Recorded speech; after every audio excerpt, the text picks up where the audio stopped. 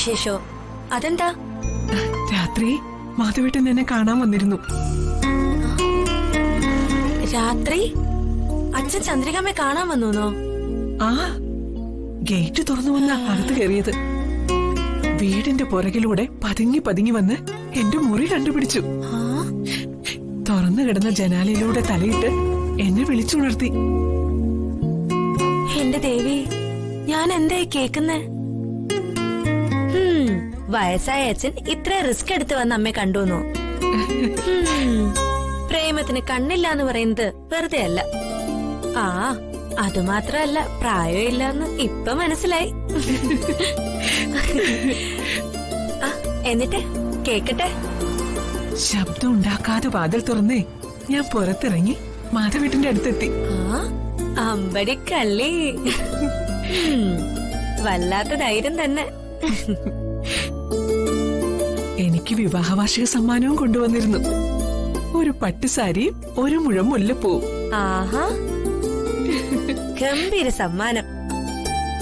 വയസ്സുകാലത്ത് ഭാര്യ പട്ടുസാരി കൊടുത്ത് മുല്ലപ്പൂവും ചൂടി പഴയ ചന്ദ്രിക പെണ്ണായിക്കോട്ടെന്ന് കാമുകം കരുതിയിട്ടുണ്ടാവും. സമ്മാനം തന്നിട്ടേ എന്നെ ചേർത്ത് പിടിച്ച് ആശ്വസിപ്പിച്ചു. കണ്ടോ കണ്ടോ, ചന്ദ്രിക പെണ്ണ് നാണത്താലാകെ ചുമന്നു. അടി തരും. എന്നിട്ട് ബാക്കിയോടെ കേക്കട്ടെ. ബാക്കിയൊന്നുമില്ല. ആ, അപ്പോ ഇന്നലെ രാത്രി ഈ ആകാശത്തിലെ ചന്ദ്രബിംബങ്ങളൊക്കെ മാധവചന്ദ്രികമാരുടെ പ്രണയത്തിന് സാക്ഷിയായി. ആകാശദീപങ്ങൾ സാക്ഷി, ആത്മീയ ശൈലങ്ങൾ സാക്ഷി. പെട്ടെന്നേ മുകളിലത്തെ നിലയിൽ ലൈറ്റ് തെളിഞ്ഞു. മനോജോ ഹരിത ഉണർന്നിട്ടുണ്ടെന്ന് എനിക്ക് മനസ്സിലായി. പെട്ടെന്ന് ഞാൻ ഓടി അകത്ത് കയറി മുറി അടച്ചു. മാധവേട്ടൻ പുറത്തെ ജനലിന്റെ അരികിൽ ഒളിച്ചു നിന്നു. താഴേക്ക് വന്നത് ഹരിതയായിരുന്നു. അവള് മാധവേട്ടനെ കണ്ടു. കണ്ടോ? കണ്ടോന്ന് പറഞ്ഞ ഒരാളിന്റെ നിഴല് മാത്രമേ കണ്ടുള്ളൂ.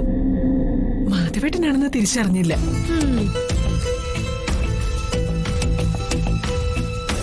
കള്ളനോ? എവിടെ? അവിടെ മനോജ്, അടുക്കള ഭാഗത്ത് ഒരാൾ നിൽക്കുന്ന നിഴലിൽ ഞാൻ കണ്ടതാ.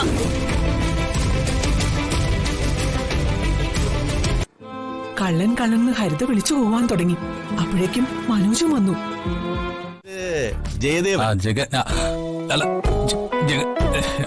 ജയദേവൻ. കൃത്യം 11 മണി, ഷാർപ്പ് ടൈം. പഞ്ച്വാലിറ്റി എന്റെ ഒരു വീക്ക്നെസ് ആണേ. ജനിച്ച സമയം നാളെ പറയാ. നാളെ പൂരം, വൃശ്ചികം, രാവിലെ 7:02.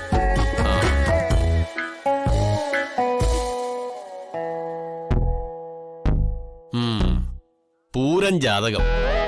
ഡോക്ടറൊക്കെ സ്റ്റെതസ്കോപ്പ് പോലെയാണ് ഞങ്ങൾക്ക് കവടി. ഗീതയിൽ പറയുന്നുണ്ട്, യഥാ സംവിരതേ ഛായം കൂർമാംഗനീയ സർവസ്യ ഇന്ദ്രിയാണീന്ദ്രിയാർത്ഥേഭ്യ തസ്യ പ്രജ്ഞ പ്രതിഷ്ഠിത. ജീവിതം പ്രശ്ന സങ്കീർണമാണ്. പ്രശ്നങ്ങളിൽ നിന്നും ആമയെപ്പോലെ തല ഉള്ളിലേക്ക് വലിക്കുന്നവനാണ് സ്ഥിരതയുള്ളവൻ.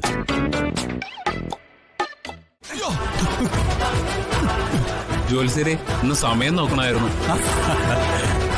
തന്റേതേ ഇപ്പൊ നല്ല ബെസ്റ്റ് ടൈമാ. നോക്കിക്കോ നോക്കിക്കോ. Yes, come in.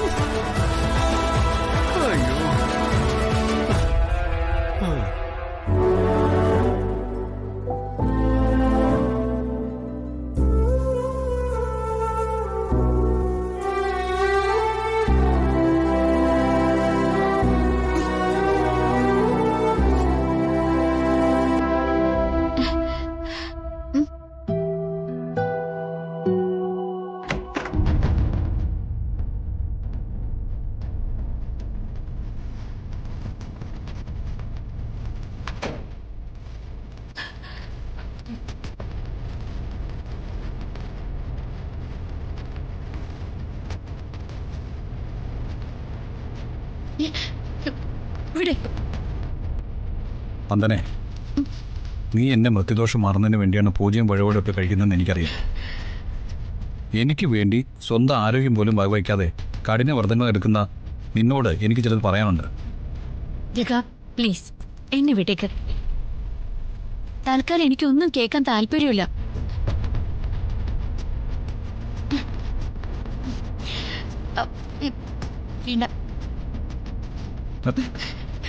നിക്ക്.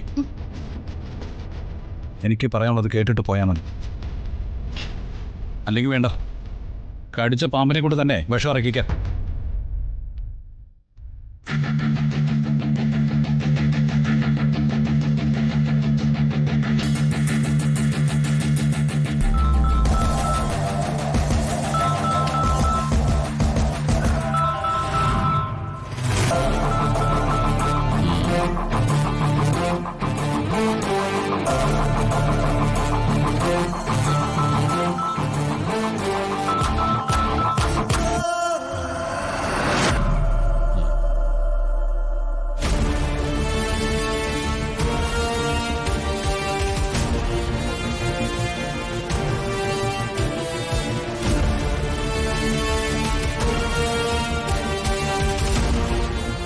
ഓ, എന്താ ഇവിടെ നടന്നതെന്നൊന്ന് പറഞ്ഞു കൊടുക്ക്. പറഞ്ഞു കൊടുക്കാം. വള്ളി പുള്ളി തെറ്റാതെ വേണം പറയാൻ. കുഞ്ഞെ ക്ഷമിക്കണം. എന്നെ കൊണ്ട് ഇല്ലാത്തതൊക്കെ പറയിപ്പിച്ചതാ.